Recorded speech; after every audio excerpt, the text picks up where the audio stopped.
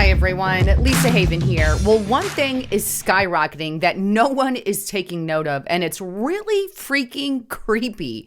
What am I talking about? I'm talking about a rise in exorcisms. No joke. Take a look at this article here, and I found this on ChristianityToday.com. Pandemic is driving up demand for exorcisms, says a Catholic priest. Now, the article goes on to state this, and this was, by the way, published very recently, October 26, 2021, but it states, a Catholic priest says the pandemic is behind a rise in people asking for exorcisms.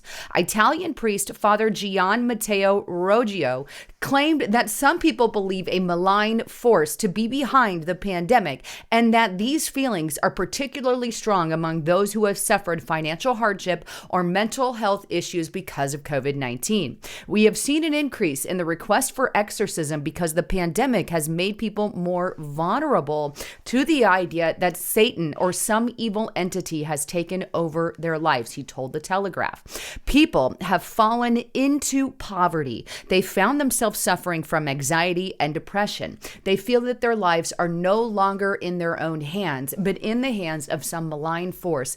It is a very big crisis. Now, the priest is one of the speakers at a training course on exorcism and liberation prayer taking place this week at the Vatican-affiliated Educational Institute there, the Pontifical, and you could see the name of that there. Not only that, but the pastor there goes on to describe some of the things that they've actually witnessed. And here's what he says. He describes some of the dramatic changes in people suffering from demonic possession. He says people speak languages they have never spoken before and ancient tongues like Aramaic, Latin, Greek, and Hebrew. They're able to levitate off the ground or they vomit objects like nails and pieces of glass, he said.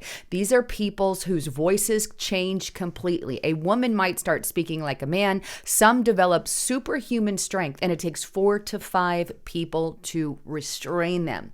I really hope you guys know Jesus Christ and have a good relationship with him, because this stuff that is going on is downright terrifying. And I know Russ Dizdar, a great man of God, passed away recently, and he did a lot of deliverance as well. My heart and prayers are with Russ and the people impacted by that. But the truth of the matter is we have a satanic force, satanic entities, demonic entities growing here in the United States of America to the point where we have the part of the Catholic Church, a Catholic priest coming out and saying, exorcisms are literally exploding all across the globe. And I think this is a crisis that no one is mentioning, unfortunately, but desperately needs to be mentioned because a lot of people are suffering. Why is this happening? Well, I believe it's happening because Christianity is falling all over the place. And we're literally adopting this new, how shall I say, cult of COVID, which is literally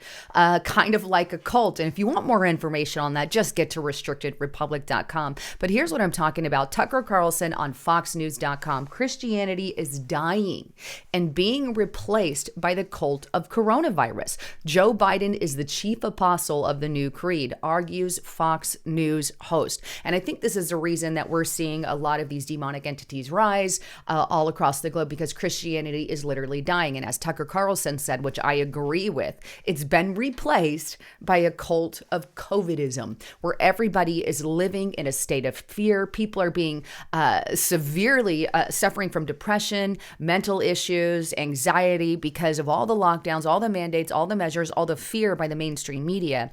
Instead of spouting real information, it's just fear every day, 24/7, because they want to keep you under this banner of give away all your freedoms in the name of safety and security.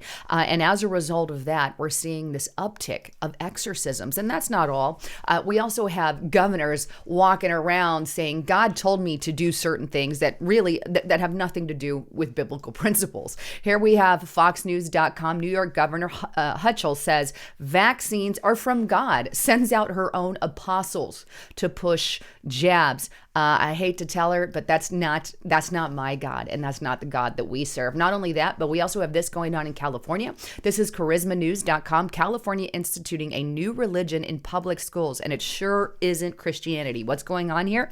Well, attorneys with the Thomas More Society are asking California Superior Court, and this is in September of this year, by the way, to grant an injunction against the California Department of Education and other government defendants, requiring them to immediately stop Aztec prayer in the classrooms. I mean, they're literally asking these kids to pray to the gods of the Aztec.